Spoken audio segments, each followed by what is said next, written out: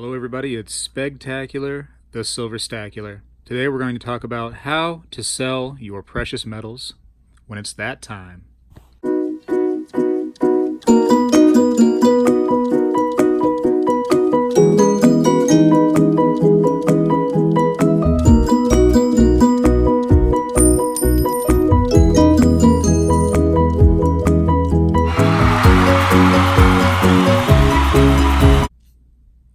So now I'm making this video, does that mean that it is time now to sell your silver?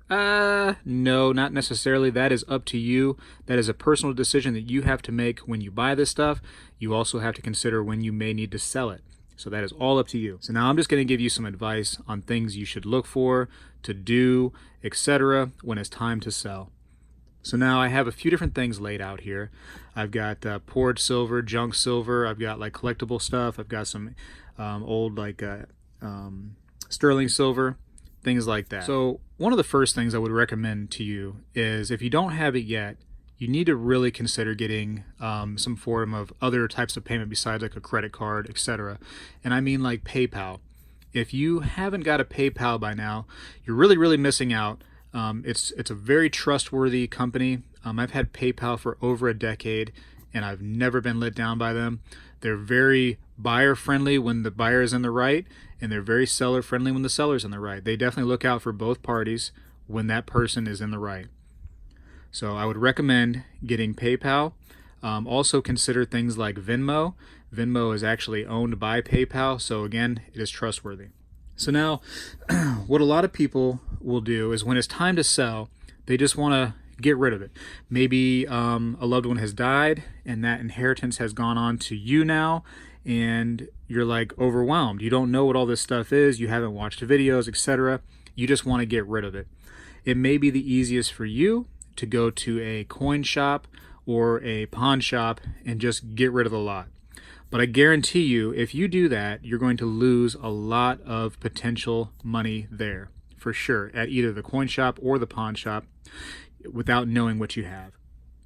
Now, one really awesome thing about precious metals is that precious metals don't have to be sold to pawn shops and coin shops and businesses like that. This stuff is great because it can be sold from person to person. Other people besides just you or your loved one that passed, etc., finds this stuff valuable. I do. There's tens of thousands of other people, probably hundreds of thousands of people out there ready to buy this stuff at any given moment because they also, find it valuable. So don't think that you have to go to some place that will sell it for you because, somewhere in your neighborhood, I'm sure there's somebody or a few people that would buy this stuff from you. Believe it or not.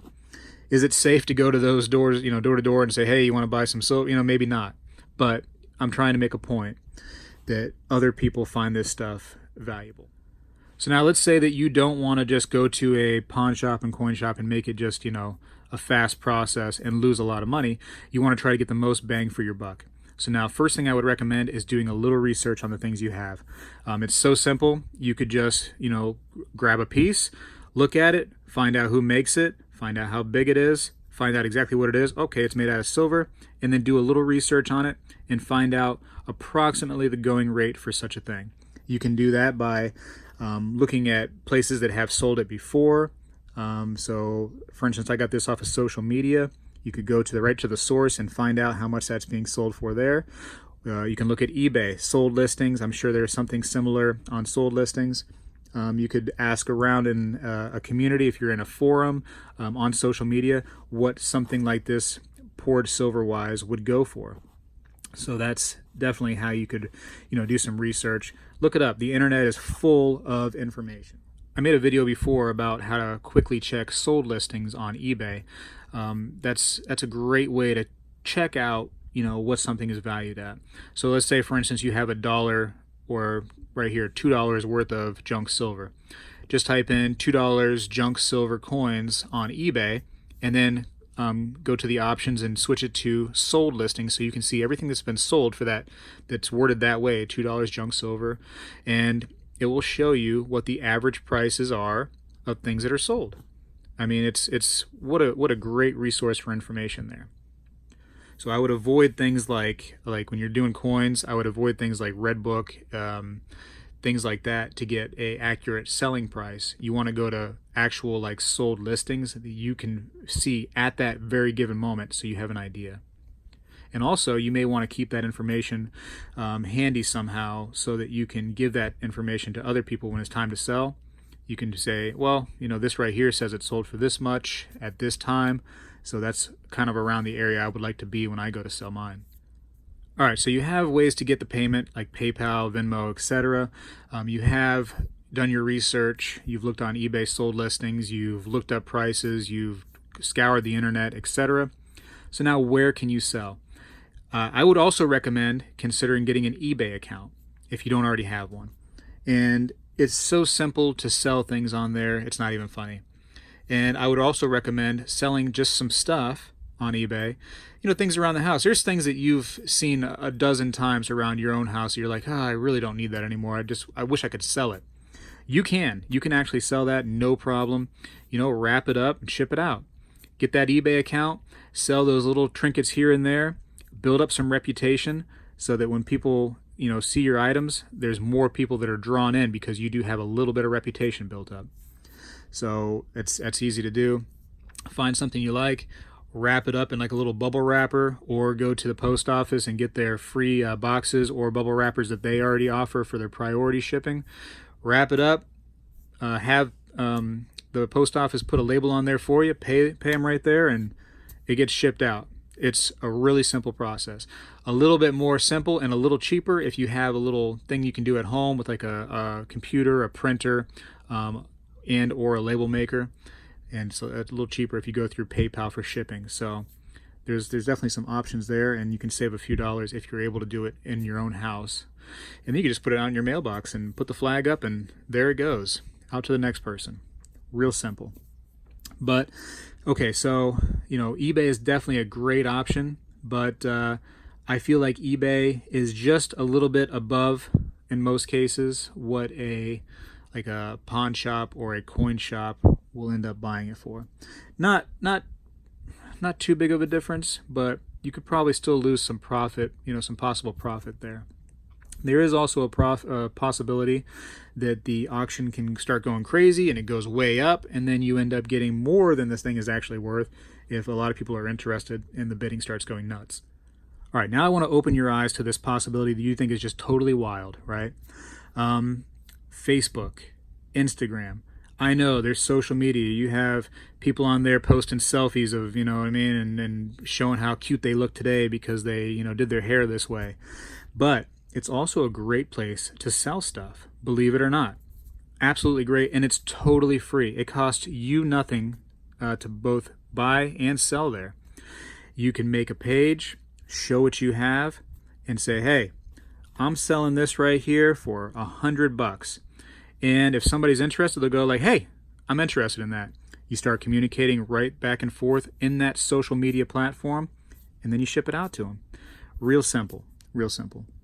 And you can use things like PayPal Friends and Family, which costs you nothing. It costs them nothing extra except for exactly what they're going to pay you, and ship it out. Now, real quick, since I'm talking about PayPal, I do want to give you a quick warning. PayPal is very, very protective of both buyer and seller, even more so for the buyers as long as certain criteria are being met. So for an example, when a person ships something out, so let's say you're the person and you're shipping out this right here, okay? You wrap it up, etc. You put a label on there, it's in the mail now, okay? As long as this right here goes to the exact address that PayPal has listed for that person when you do your transaction, when the person pays, etc., it gives you their address. You need to ship that out to that exact address, and they're going to be able to see exactly where you shipped based on the label that was printed. So now that has to happen. Otherwise, PayPal does not have your back, and you could lose out on a lot of money there, potentially. So otherwise, if that label says that this item was shipped to the person, as the seller, you are protected. You have a lot of protection there. And if the person goes, I didn't get it, well, according to the label and the tracking, etc., from the post office, it says you got it. We're going to go ahead and side with the seller in this case. So that's something to think about, that they do have your back for sure as the seller. As the buyer, if somebody, sends you something and they send it to the wrong address, they send it broken. It's, this right here. Let's say this comes in and it's got a giant chip on it. That didn't have that chip on it when you first saw it, in the pictures and when you bought it. You show that to PayPal, they got you covered. Like they're going to protect the person that's in the right for sure. So I also want to say, that being said, that is the regular PayPal service. Now I want to talk about PayPal Friends and Family for a second, and Venmo. PayPal Friends and Family is a totally free service. It costs nobody any extra money. There's no fees it's going to be taking out for either party. Normally there would be fees taking out for the seller with regular PayPal, a little bit. I think it's like 3% will be taken out. But that will not happen with PayPal Friends and Family. But here's the catch. There's also no protection from PayPal either. If this gets sent out to somebody and the person goes, yeah, I never got it, neither party is going to be happy, because PayPal is not going to help the buyer and they're not going to help you any other way either. They're going to say, hey, you use Friends and Family, you guys are on your own. There is no guarantees. There is no safety net when you use Friends and Family. So you need to buy from somebody who's trusted. So when you're buying on one of these social media platforms, buy from somebody who's trusted. Build up your reputation as a good seller so that people can trust you to do the right thing when it's time to sell them stuff. So now on like Instagram and Facebook, again, totally free. People sell stuff on there all the time. I've bought many things on there. In fact, everything you see right here, plus many more things, have been purchased from individuals selling on Instagram. Totally, free for me to go on there and look through their stuff. It cost me nothing above the price they quoted me. There was no fees. The person that bought or sold these to me had no fees on their half. It's a nice way to do things. So again, I bought from trusted people. They're very reputable in that community. And if they weren't reputable, if they were doing some shady stuff, that community would filter them out themselves. They wouldn't, people would be spamming them with a lot of hate, basically, telling them that, they're terrible, and they would get no business at all. So these people do want business. They want to continue getting money, so they are going to do the right thing. That's just how it's going to work.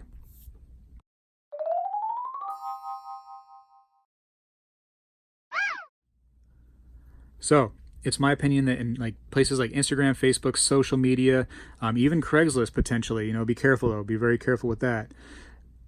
There's a lot of safety risks there with Craigslist. If you go to meet somebody in a public place. But anyways, those places right there have the best potential to get the most from your stuff. Now, why is that, right? Because again, when I was talking about selling from person to person rather than to a business, when you sell to like a coin shop or a pawn shop, they have to resell it and make money. So when you sell this right here, maybe you get 50% of whatever it costs to them. Maybe since it's poured silver, they ignore the fact that it's art and they go, yeah, we're only paying for the silver content only. So a piece that's worth close to $100 now only goes for maybe $80, maybe $70. You get a lot less when you sell it that way. So there's none of those reselling concerns when you sell stuff on like social media platforms like your Instagram, your Facebook, etc. Because those people, they may be like you, where one day they do plan on selling it, but that is not their business. They're not trying to buy it and resell it real quick. They're buying it to hold it. So that's where you can get the most bang for your buck, is selling from person to person. And like I said before, the great thing about precious metals is you can do that. You don't have to sell to a business. And I get a lot of questions like, oh, what am I supposed to do when I want to go sell this stuff? I don't know of anybody who buys it. There's many people that are buying this stuff. That is why they have businesses that sell precious metals, is because there's buyers for it. So don't be worried about people buying it from you, because there's many people out there that's going to buy it. So now let's say I want to sell a big ticket item, right? Now, this right here, let's just imagine this piece right here is worth about $1,000. Okay, you can't afford to lose $1,000 in the mail all the time. So protect yourself as much as you can. Take lots of pictures of these things. Take all the angles of the sides. Get some close-ups of the coin, front and back. That way if there's any little certain spots on there, you can identify the coin that way. That if there was a crack in the case, then that's already been told to the buyer. That way they know everything. And if there's any kind of description that you're allowed to put in for these things, make sure you put that stuff in the description too. You know, hey, there's a crack here. Hey, there's, you know, a problem with the coin right here. You really make those focal so that you can, you know, let the buyer know that those are the issues, and when they go to, you know, buy the thing, they're already aware of that. There's no surprises. So now, again, we're saying, just for pretend, because we're pretending now, that this is a $1,000 little coin here.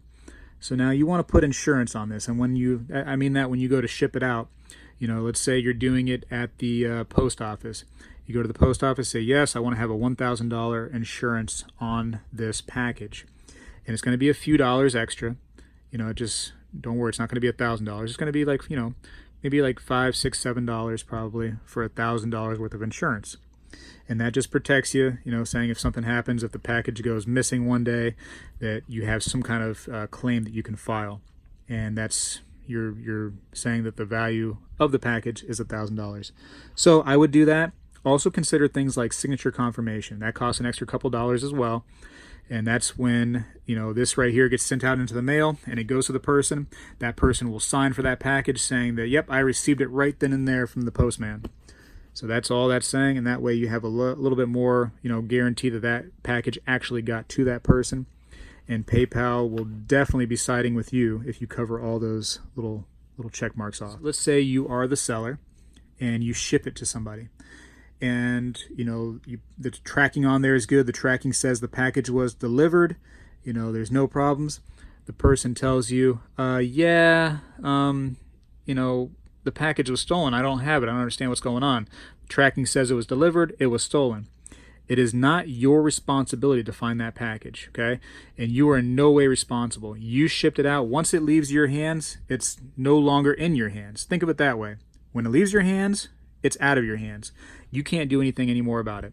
So when that gets to that person, right, the buyer, it's the buyer's responsibility to, you know, contact the, you know, their local law enforcement, to contact the post office to try to find this package, etc., about stolen items, all that. That's their responsibility.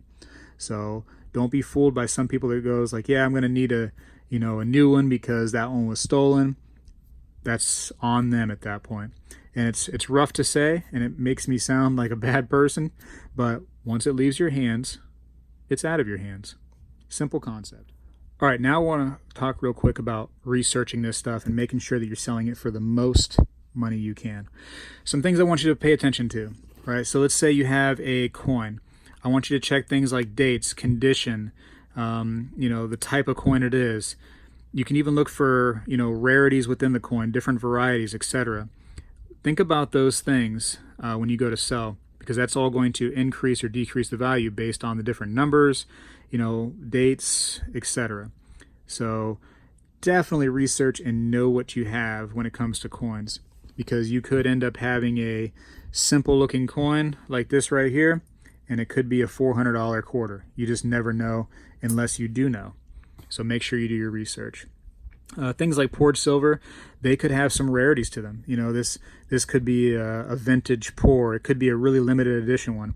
I've seen 1 ounce poured silver bars go for a couple $100. So do not just, you know, say like, oh yeah, it's poured, so typically it goes between $20 to $25 an ounce, blah, blah, blah. That's what I'll sell it for. Make sure you're researching this stuff. These little knickknacks like this, like little forks and spoons and silver pieces and, you know, sterling silver, etc. Make sure you do some research on those, because there's some rare ones of those. You know, Tiffany pieces, for instance, those are through the roof. If you have some Tiffany sterling silver, you could be sitting on a little miniature gold mine there. So definitely research this stuff.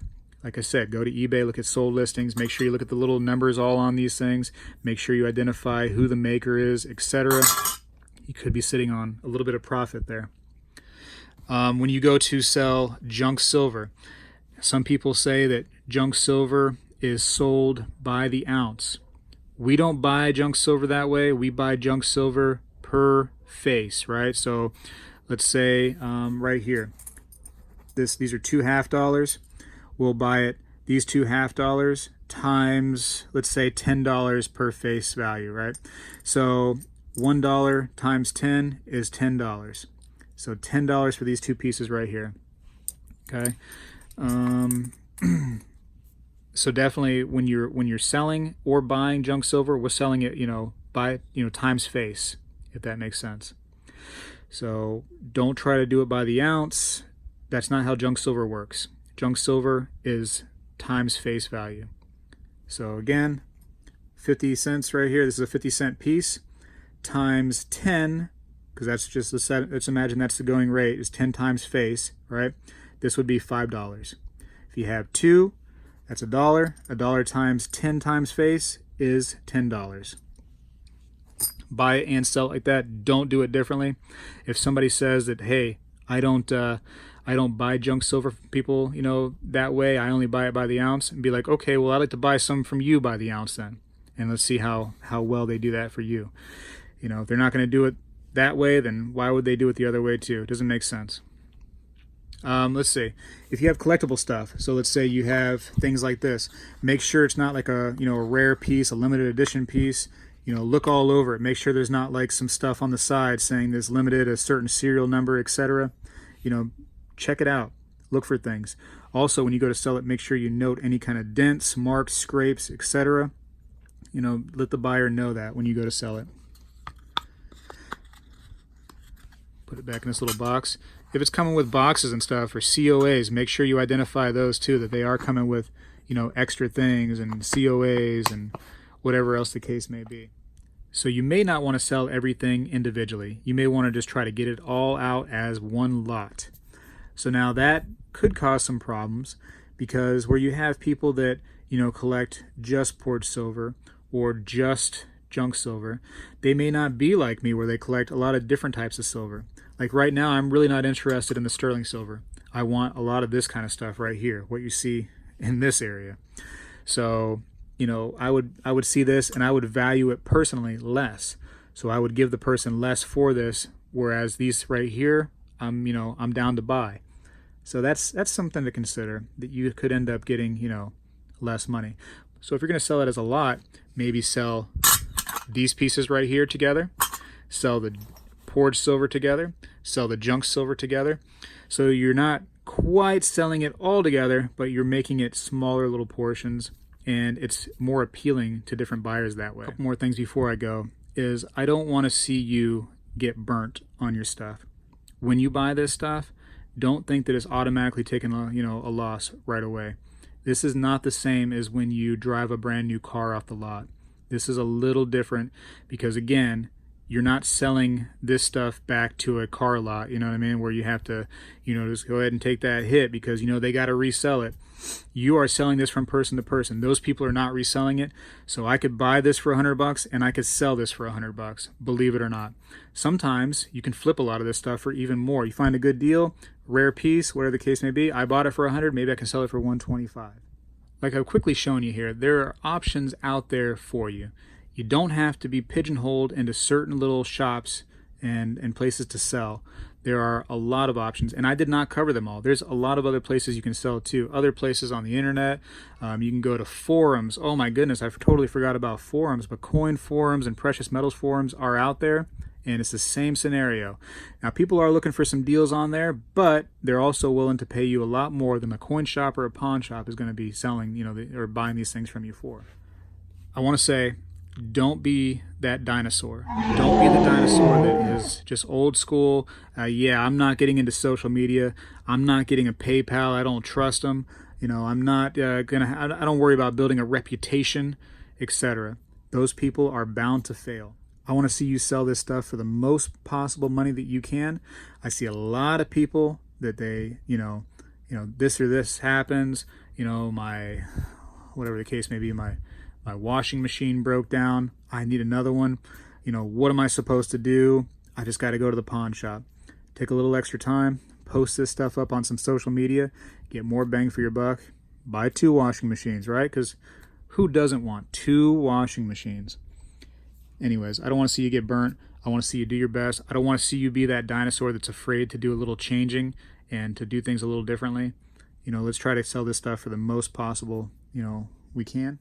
Consider this, that when you go to these different shops to buy, you see this stuff right here for $11, and you see it over here for $12 and over there for $13.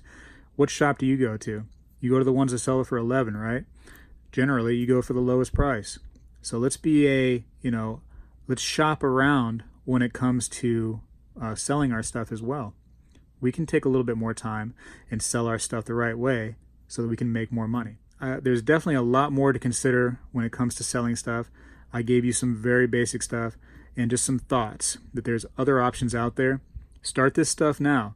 If you don't have these this Instagram stuff, these Facebooks, if you're not a part of a coin or precious metals forum, just get an account there. Maybe once in a while, make a post, etc. Just to build up some reputation, so people know that you're legit. You're not just some fly-by-night person that's just in and out day after day. You've built some reputation. I hope this helped. Make sure you thumbs up the video, share it with your friends and family and loved ones, or just some complete stranger on the street. Share it with them too. Make sure that you comment, leave me some comments, tell me what you think, and also subscribe if you haven't. Spectacular is out.